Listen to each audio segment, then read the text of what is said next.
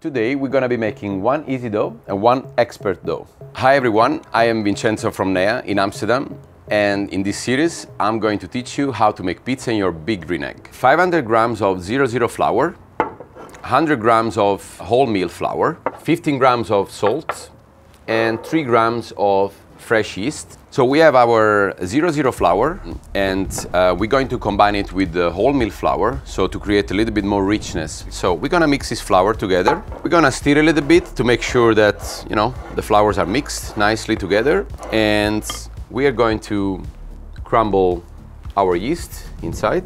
We can dilute in the water or just crumble it inside. I mean, however is going to be in our dough. And we are starting with pouring like majority of the water, and in this phase what we're gonna do is we're not going to get our hands dirty immediately, but we're gonna use a wooden stick, because in this way we're going to form an homogenic mass without getting too messy. We will start to pour our 420 grams of water. Let's say that we're going to put like a good 80% of it. And we stop. And we're going to start to stir so that we can obtain in a couple of minutes only one shape out of this. It's going to crumble a little bit. That's a sign that we need a little bit more water, and we keep mixing. The best is to rotate the bowl while you rotate and use the wooden spoon. Basically what we are doing, we are emulating what a dough machine does. At this point it will be a little bit sticky, but we're going to try to make something that it's very easy to manage for everyone. We still have the salt to include in this recipe, of course, but that's not time yet. We first want to get this to be one shape. As you can see, the dough, it's already forming. We are at a stage that we almost need to work it with our hands. But it's better that we started this way, because otherwise it would have been a little bit too sticky from the beginning. When the dough looks like this, one shape, it's time to put it out. So this is the time that we need to knead the dough on the bench, and we still need to include the salt, so we don't have to forget about that. We always add the salt towards the end of the dough, also because the salt absorbs water. So we don't want the salt to absorb the water that the yeast needs to absorb. So we don't mix them together, only for that reason. And we keep kneading the dough.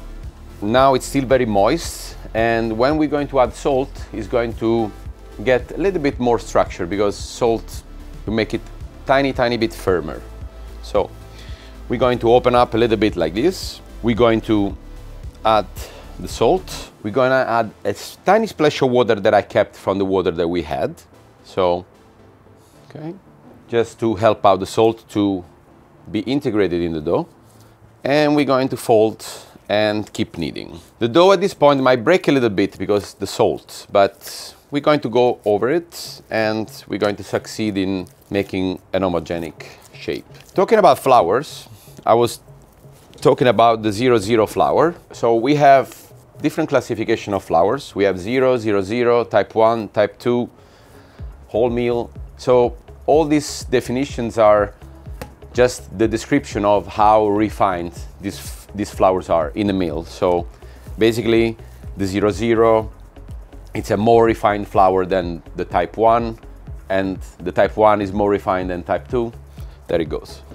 We keep kneading for about 10 minutes until the salt is dissolved. We don't have to feel the salt under our touch, and at the moment I don't feel it anymore, so it means that the salt is absorbed. So what we're going to do now is a stop. We're gonna have a rest in the bowl again, covered, and this will allow the gluten to form without us stressing it. So our dough has rested for 10-15 minutes. So as you can see, the dough is already more expandable than before, and we're going to keep kneading, but this time you will see that it gets smoother and smoother as we talk. And we keep kneading for another 3 to 4 minutes, but this is almost a dough ready to sleep for the day or for 8 hours. After a few minutes of kneading, we will see that the dough will become less and less sticky.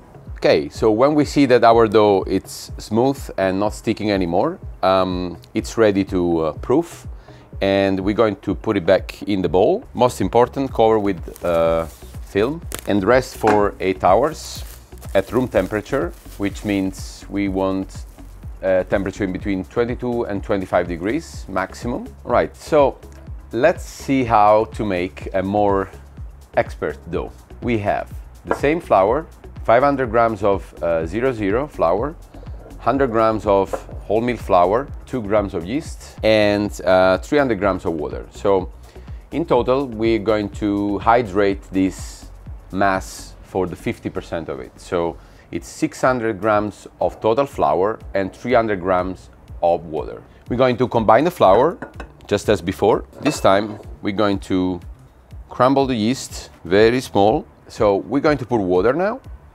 and we can actually do it all at once. At this time we don't have to form any dough. We just want to mix flour and water together. This is the time to get a little bit dirty with your hands, but we're going to do this. We don't need to make any movement to create or to have something that resembles the dough. So at this time, at this point, we are creating something that it's very crumbly, while before we were creating something very smooth and homogenic to make the dough. This time we want to create something rough. We don't want to activate all the processes that a dough has. Not yet. So after we reach this stage, which basically shows that there is no dry flour anymore in the bowl, and we just have to make sure that we are not trying to create the dough. So whenever this crumble, they want to form and they start to like become a dough, we need to stop. We need to stop because we are not forming the gluten yet. After we reach this stage, we want to store the biga in a container, and we want to fill up only 1/3 of its capacity in order to let it breathe through the night or through the hours. We want to put the container for 3 hours at our room temperature, which we define in between 22 and 25 degrees. And after that, we are going to go to the fridge for 10 to 14 hours. After 3 hours at room temperature and 12 hours in the fridge, our biga, which we kept covered, of course, looks more like a dough, but it's not formed yet. And that's what we're going to do now. So we're going to break it, basically, and put it in our dough mixer. I suggest to handle this dough with the dough mixer and not by hand, like the easy dough. It's very difficult to knead it by hand. And we'll keep breaking to prevent the forming of one mass immediately.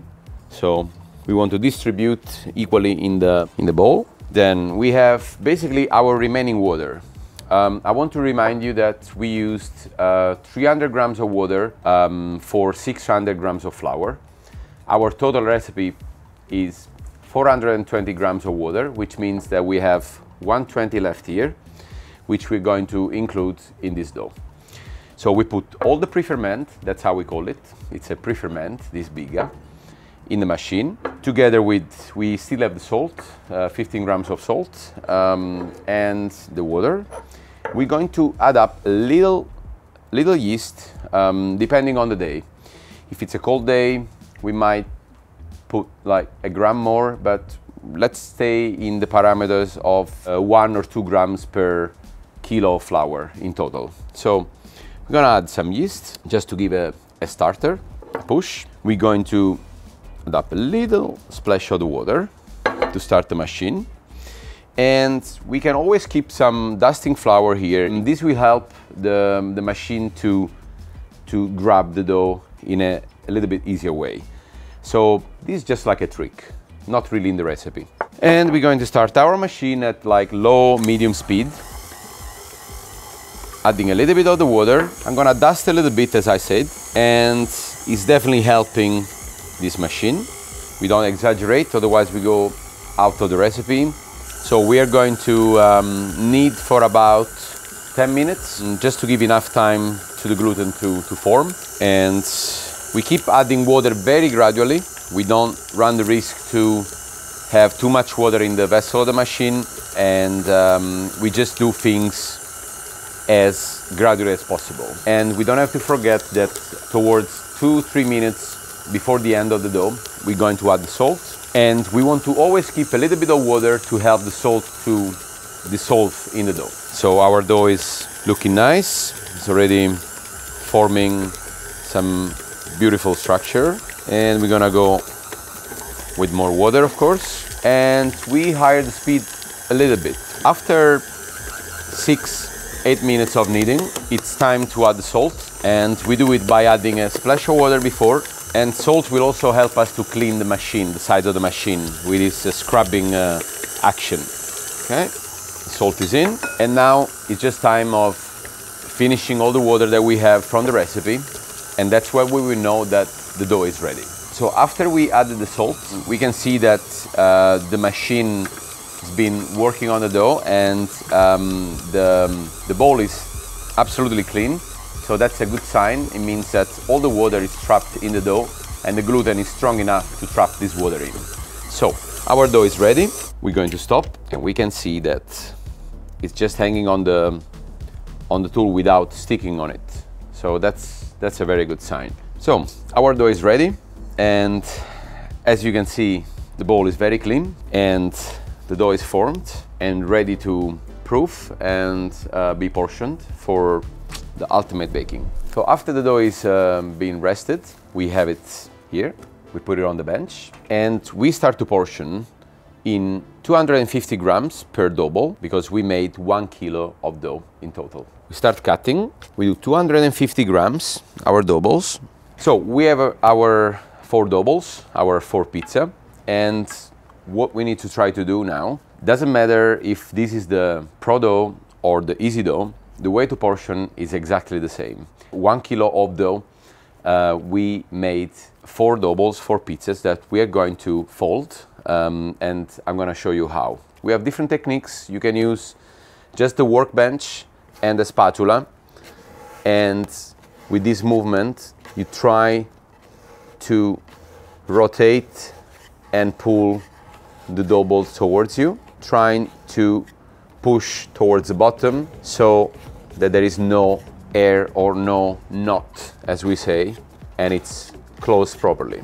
And we're going to place in a container for the final proofing before the baking. And specifically, we're going to place them in this sort of geometry so that they will push each other, and we will know the moment that they're ready when they will actually be closer to each other and they will just move up a little bit. So now that you know how to make the perfect pizza dough, tune in next week to make the best recipes for your pizza sauces. And don't forget to check the video description. Thanks for watching. See you next time.